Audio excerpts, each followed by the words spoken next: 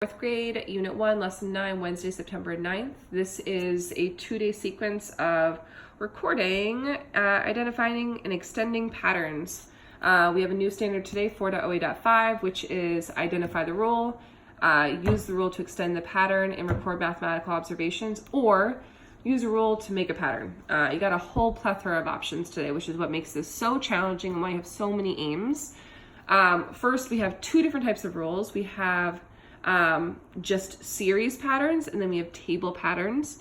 We also sometimes will have just given rules, and we have to make a pattern, and then we have to make mathematical observations. I don't really need to tell you what's really hard. You can read it, annotate it, go crazy. If this was a competition, it would be like the LSATs, where you wanted to like crazy annotate the entire document. Today, determine a rule, extend a pattern. And what you know is there's increasing patterns and decreasing patterns. Add, multiply, subtract, and divide. Our big question today is how do these numbers relate to each other? We're gonna ask ourselves that a million times over, and that's what you're gonna prompt your kids with. How do these numbers relate to each other? How do these numbers relate to each other? Oh, it's an increasing pattern. Is it adding or multiplying? What makes more sense? How do you know? Great. I added this, observation. So determine the rule, test the rule, extend the pattern, observation. This is okay, it's not great. It's not great because you're actually building that pattern out. But so take it, leave it, whatever you wanna do with it. I actually think that the rule is given, the testing of the rule, and the extending of the rule. There's no mathematical observations, which makes it a little bit weaker. Read it if you want. I promise it'll make you a better math teacher. Great. Here's this guy. This is the third time I've recorded this video, so you get to see a lot of work in advance. This first problem, this is an input-output problem. It's a table problem, day and pennies. I'm gonna do the modeled side by side. I'm not gonna model your big problem, your annotations, all of that stuff.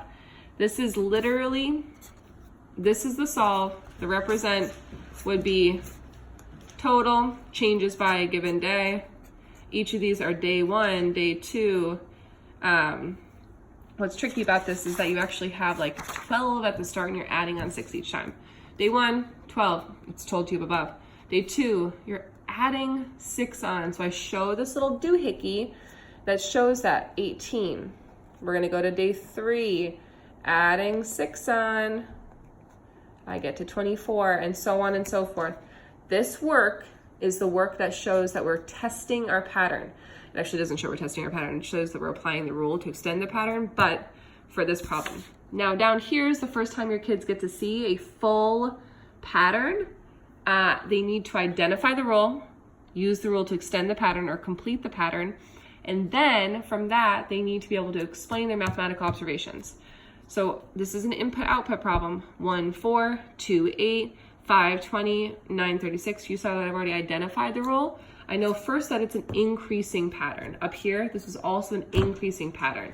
This pattern was an increasing pattern by +6. This pattern is an increasing pattern by ×4, input to output. This is the type of pattern that your kids will see. They have to show that work. There's also patterns that are series patterns like this, where this is a ×2 pattern. I notice it's increasing, and then I ask, what's the relationship I notice between the numbers? They're doubling each time. This one, not doubling whatsoever. This is an increasing pattern, and it's increasing by a weird number each time. This is 5, 6, 7, 8, 9. This is +4. 9, 10, 11, 12, 13, +4. Ooh, I wonder if it's +4.